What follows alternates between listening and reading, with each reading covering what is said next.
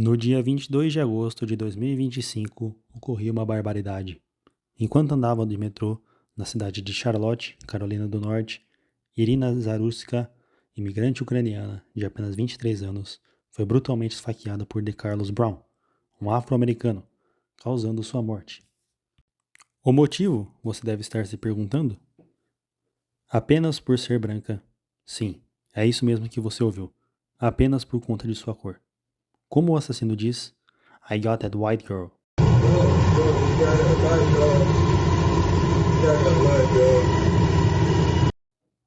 Mas espere, no passado não ocorreu um caso similar, onde um homem negro foi morto pela polícia e vários protestos começaram, quase como uma revolução? Até os líderes do movimento disseram que todas as pessoas oprimidas têm direito à violência. Right to violence. All oppressed people have a right to violence. Isso não é um absurdo? Bem, a questão aqui é que é algo que não nos permite agir da mesma forma para o caso da garota branca. Uma espécie de medo, uma insegurança, algo que não deixa as pessoas opinarem. Muito se fala da opressão sofrida pelos negros, mas pouco se fala da insegurança dos brancos. Mas hoje iremos tratar disso sem filtros, em uma reflexão sem medo, com o único objetivo de compreender o cenário atual. Ao refletir um pouco sobre o assunto, muitos, tomados pelo medo, vão logo tentar deixar isso de lado e alegar uma certa culpa branca, ou medo de assumir isso, como se fosse um xingamento do pior tipo. Vemos que ser branco no Brasil é caso não de estudo das etnias, mas de demonologia, pois sempre que tratamos de algo assim, temos que deixar bem claro que não nos orgulhamos de pertencer ao grupo branco, mesmo que esse orgulho seja só a exaltação da cultura, e de pedir desculpas por algo que historicamente todos os povos sofreram, mas que hoje só um pode lamentar. Mas enfim, ao pesquisar os motivos, um dos principais que aparecem é o chamado privilégio branco. Pois então, tratemos dele. O que é privilégio branco? Bem, segundo a Wikipedia, privilégio branco é o privilégio que beneficia brancos sobre não brancos, particularmente se estiverem na mesma circunstância social, política ou econômica. Acho que essa explicação deixou claro onde queremos chegar. É o clássico argumento que serve como tijolo para construir o castelo do preconceito sistemático. Então, se um esquerdista te acusar de privilégio branco, você, na sua humilde opinião, pode negar ou afirmar. Ao aceitar a acusação, gera derrota do argumento, o esquerdista terá razão e causará a, antes citada, culpa branca. Ao negar a acusação, sua fala é descartada e censurada, a fragilidade branca é posta em jogo e um argumento circular do privilégio branco é criado. Muitos irão argumentar que o band-aid é bege, claro, e que o lápis é cor de pele, e que a polícia não prenderia um branco só porque ele tem maconha e blá blá blá blá blá. Então, o melhor a se fazer é admitir, pois a visão esquerdista é baseada em uma ótica binária, em que tudo se divide em dois, um certo e um errado. Muitos, para contra-argumentar, iriam utilizar-se de duas falas muito bestas. A primeira sendo que o que vale é meu esforço e não a minha cor. Ou então, pior ainda, todos temos os mesmos direitos. Ou, o que eu posso fazer que você não pode? Esse tipo de argumento é meramente burro e não irá nos adicionar em nada.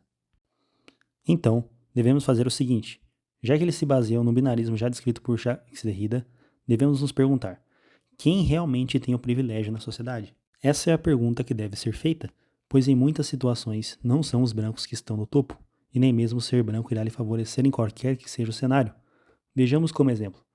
Quanto ao primeiro caso, há dois grupos que estão em melhor posicionamento do que os brancos, os asiáticos e os judeus. Ambos, em praticamente todas as estatísticas, estão melhor posicionados do que os brancos, seja em fatores como poder político, tratamento pela polícia ou até renda. Eles estão acima dos brancos. Aqui, muitos vão nos considerar racistas, mas o que estou fazendo é apenas apontar os privilégios de certas classes, da mesma forma que os negros apontam o privilégio dos brancos, só que no meu caso, eu aponto o privilégio dos não brancos. Agora, na situação de, em certos cenários, ser branco não lhe favorecer, podemos dar vários exemplos. Em esportes ou atividades culturais com forte tradição não branca, podem ser vistos como fora de lugar, gerando preconceito ou desconfiança. Em países que implementaram políticas de ação afirmativa para grupos historicamente desfavorecidos, racialmente, brancos podem ter menos acesso a certas bolsas de estudo, empregos ou vagas universitárias. Outro ponto aqui é o de que culturalmente os mais favorecidos são os esquerdistas e não os brancos. Basta ver a Netflix, os jornais, os podcasts, Tudo são, em sua maioria, parte da esquerda. A única coisa que é de direita são censurados. A política identitária é levada ao máximo por essa mídia, fazendo com que ideias como a de um privilégio branco sejam verdadeiras no imaginário popular, somente com base em argumentos esdrúxulos, criando uma divisão social constante, enquanto problemas comuns, como desemprego, família e segurança, ficam em segundo plano. Sendo assim, o conceito de privilégio branco é meramente ideológico e não útil para a prática, e serve somente para fomentar ódio e a divisão da sociedade, podendo até mesmo ser considerado racista, pois direciona a população contra uma raça específica e aponta nela a culpa de tudo. Agora, após desmitificar o tal privilégio branco, devemos tratar do racismo. E sim, ele existe contra os negros, isso é um fato. Há diversos casos de racismo sendo expostos na internet, mas sempre são casos de preconceito de brancos contra negros. Mas pode o contrário existir? Ao dizer que não existe preconceito de negros contra brancos, é, a princípio, uma concepção correta, já que tenta diferenciar o preconceito estrutural, histórico, institucional, ligado a privilégios, do preconceito individual. Mas ao negar completamente a possibilidade, cai em contradições conceituais, históricas, lógicas e morais. Então, aqui estarei usando a thread do meu amigo Afeus para argumentar. Sigam ele no Twitter, assim como eu. Mas enfim, de onde vem essa concepção? Nos anos 60, nos Estados Unidos, Stokely Carmichael, ou então Kwame Ture, e Charles V. Hamilton formularam que racismo igual preconceito mais poder, no livro Black Power, 1967. Essa definição marca que apenas grupos dominantes podem exercer racismo. Nos anos 70, Frantz Fanon, Em Pele Negra, Máscaras Brancas, e pensadores descoloniais como esse cara aí, que eu não sei ler o nome, reforçaram o racismo como sistema colonial, não como mero preconceito individual. Ideia que ecoa em países periféricos. No Brasil, anos 80, Clóvis Moura e Kabengele Munanga destacaram que o racismo no Brasil é estrutural, ligado à herança escravista. Munanga diferencia preconceito interpessoal de racismo, socialmente organizado. Basicamente, um copia só não faz igual aplicado ao Brasil. E é aqui que eu queria chegar. Anos 90. Intelectuais como Sueli Carneiro e o movimento urbano negro difundem o discurso de que negros sofrem racismo, mas não o praticam estruturalmente. Surge então o slogan "Não existe racismo de negros", que mais tarde seria popularizado na internet. Mas afinal, isso faz sentido? Racismo é a discriminação baseada em raça, praticável por qualquer grupo. Dizer que não existe racismo de negros redefine o termo de modo unilateral, contradizendo a acepção universal reconhecida em dicionários, leis e ciências sociais. E há um erro lógico. Se qualquer pessoa pode agir com preconceito racial, a experiência é simetricamente possível. Negar isso implica que negros seriam incapazes de discriminar por raça, o que paradoxalmente essencializa o grupo de forma racista. A distinção entre racismo estrutural e preconceito individual gera inconsistência. Brancos são chamados de racistas em sentido amplo, mas negros só em sentido restrito. Isso muda o critério conforme a conveniência do discurso, tornando-o incoerente. Ao negar racismo de negros, cria-se uma permissão moral para o preconceito se vier do grupo oprimido. Isso contradiz a razão ética do combate ao preconceito. Ele é injusto em si, independentemente de quem pratique, pois desumaniza o outro. Então, podemos constar que sim, na teoria, é possível existir preconceito contra brancos, e que não são somente casos isolados, mas há um aprofundamento teórico que valida a sua existência. Esta ideia, isto é, a ideia de que não existe preconceito de negros, é desafiada por casos concretos no Brasil. Em 2025, o STJ promulgou um caso em Alagoas, onde um branco sofreu injúria racial por mensagens como cabeça branca e escravagista. O Superior Tribunal de Justiça entendeu que não é cabível a apuração do crime de injúria racial quando a vítima for uma pessoa branca e quando a ofensa tiver como causa exclusiva a cor de sua pele. A defesa do homem, acusado do crime, questionou a denúncia, argumentando que não existe o chamado preconceito reverso. Por isso, o crime de injúria racial não seria aplicável ao caso. Outra questão que deve ser debatida é o preconceito que não brancos também podem praticar. Ao que me refiro? Quem não se lembra daquele famoso vídeo de pardos e negros cariocas sendo preconceituosos com nordestinos, os chamados de Paraíba e dentre outros nomes? E não se prende a isso, mas também se expande para outros grupos. Nortistas, índios, caipiras, japas e negros de regiões diferentes também são alvos, sem contar o preconceito sexual e religioso, como vimos recentemente no caso do Boca de 09 e em demais casos. Além de tudo o que foi dito, há outra grande questão: o pardo. Boa parte das pautas raciais são importadas dos Estados Unidos, onde não houve miscigenação de forma generalizada, ao contrário do Brasil, onde esse foi um dos principais elementos para a construção da identidade nacional. A figura do pardo desafia estatísticas, pois vez ou outra é usado como negro ou branco para inflar certos números. O termo pardo é vago, inclui mulatos, cafusos, caboclos, mestiços em geral, ou seja, qualquer mistura que não caiba claramente nas outras categorias.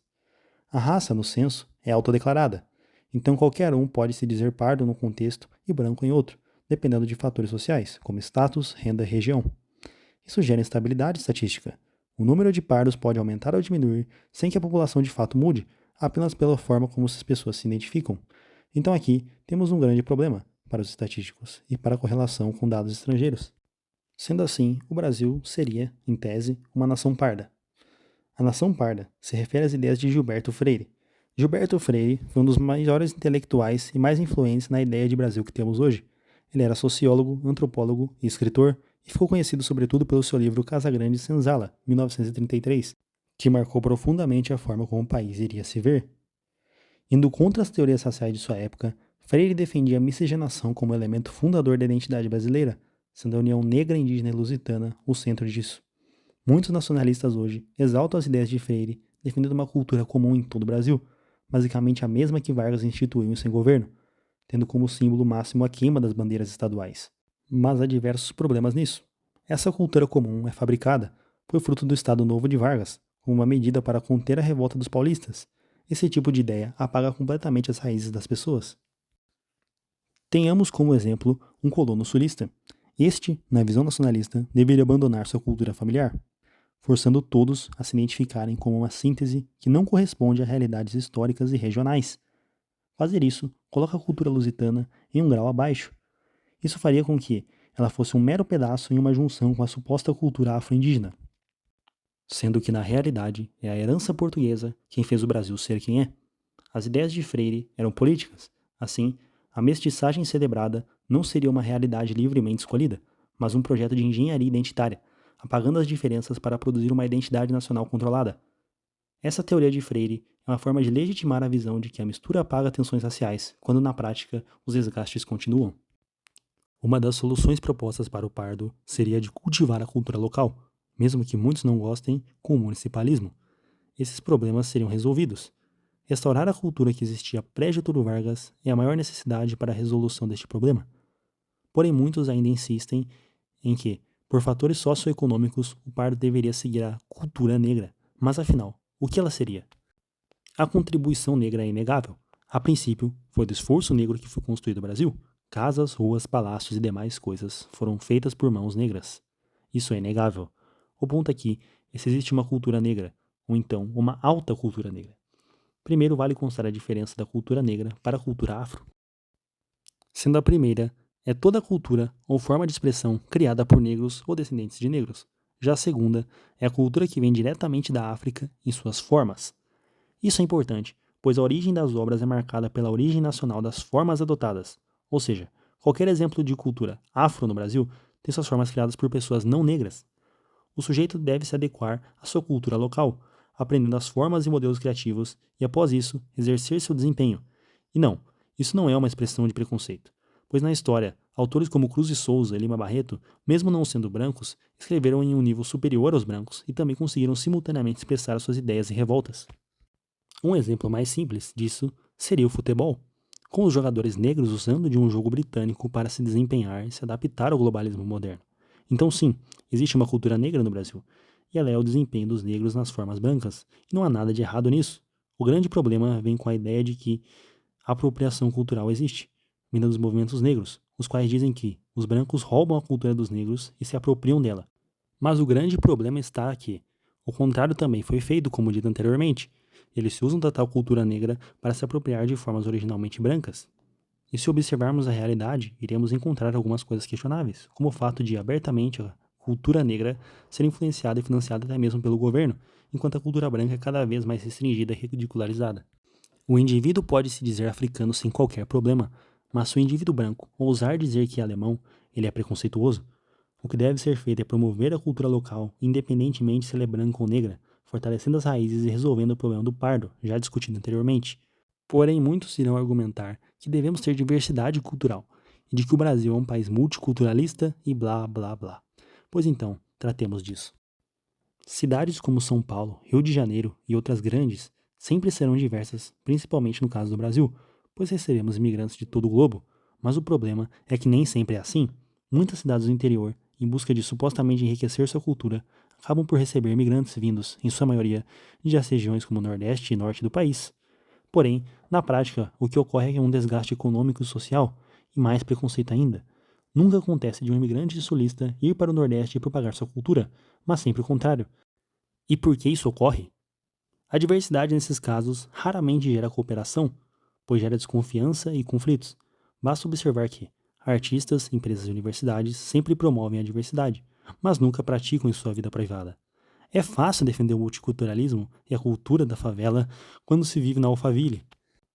As conquistas dos que estão sendo enriquecidos culturalmente sempre são minimizadas para exaltar outras culturas, fazendo com que o povo veja sua própria cultura como negativa, pois sempre são as minorias que têm suas culturas exaltadas e mantêm uma consciência étnica, gerando até mesmo uma unidade política.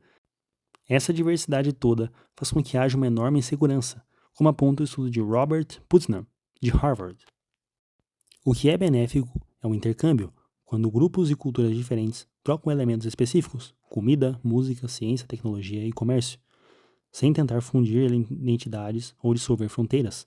Um grande exemplo disso foi o intercâmbio que fez com que o mundo tivesse a matemática árabe, trazendo benefícios para todo o globo, mas sem apagar ou restringir as suas culturas.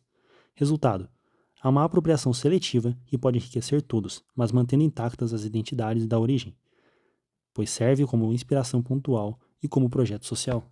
Após tudo o que foi dito, você pode achar que é apenas uma teoria da conspiração e tem base apenas em autores brancos, que na prática o lado negro apenas busca a igualdade e somente em casos extremos existe um verdadeiro rancor. Porém, isso não é verdade. W.E.B. Du Bois, na revista The Crisis, setembro de 1913, diz: é preciso treinamento, talento e oportunidade extraordinários para fazer com que o homem branco médio não seja um porco autoritário, mas o negro, mais comum, é um cavalheiro instintivo. Du Bois também foi quem começou com o mito de que os egípcios eram negros, em The World and Africa e em The Negro, informação que hoje é refutada pela ciência moderna. Amiri Baraka, também conhecido como LeRoy Jones, famoso poeta americano, é outro que também se mostrou preconceituoso, de modo reverso, imensamente. Em seu poema Black Dada Nihilismus, ele diz coisas tão pesadas que não sei se seria possível dizer sem usar códigos, mas tentarei. Venha cá, Black Dada Nihilismus. Estudem as meninas brancas. Estudem os pais delas. Cortem as gargantas das mães delas. Aqui vai outra de suas linhas. Você não pode roubar nada de um homem branco. Ele já roubou. Ele te deve tudo o que você quiser, até a vida dele. Todas as lojas abrirão se você disser as palavras mágicas. As palavras mágicas são contra a parede, filho da puta. Isso é um assalto. Em Leroy, ele escreveu: quando eu morrer, a consciência que carrego, eu a deixarei para as pessoas negras, que elas me despedaçam e levem as partes úteis, a carne doce dos meus sentimentos, e deixem sozinhas as partes brancas, amargas, podres e de merda. Quando uma mulher branca lhe perguntou o que as pessoas brancas deveriam fazer para ajudar o problema racial, ele respondeu: vocês podem ajudar o problema racial morrendo. Vocês são um câncer. Podem ajudar as pessoas do mundo com a vossa morte. E mesmo dizendo tudo isso, em julho de 2002, o Sr. Baraka foi nomeado poeta laureado de Nova Jersey. Essas são apenas algumas das citações que autores negros proferiram durante décadas, exaltando o conflito contra brancos e a sua extinção. E para os que acham que essas falas são datadas apenas sendo de intelectuais e que são exceção, não há exemplos modernos, lamento dizer, mas você está errado. Aqui vão alguns trechos de rap e hip hop que falam sobre o tema. Eu mato um demônio agora mesmo. Eu digo para matar um branco a noite toda. Eu mataria um cracker por nada, só por diversão. Pegar aquele demônio escorregando, estourar a porra dos seus miolos. Agora outro. Uma briga, um negro e um branco. Se o negro não ganhar, então todos nós entraremos, matando todos os garotos brancos da América. Enfim, acho que aqui já deu para compreender o nível que chegamos. Mas bem, obviamente que essas passagens não representam a totalidade dos negros, mas de fato mostram que há uma parte que quer o conflito entre as raças, principalmente a classe artística e intelectual. Acredito e espero que após tudo o que foi dito, algo tenha mudado em sua cabeça. Pensar sem medo, enfrentar a realidade, muitas das vezes pode ser difícil, mas é nessa perplexidade que se inicia a iluminação da verdade. Que este vídeo tenha te libertado das armas modernas. Se você gostou, se inscreva no canal, comente sua visão e compartilhe. Eu sou o Sanctus, fiquem bem, até a próxima.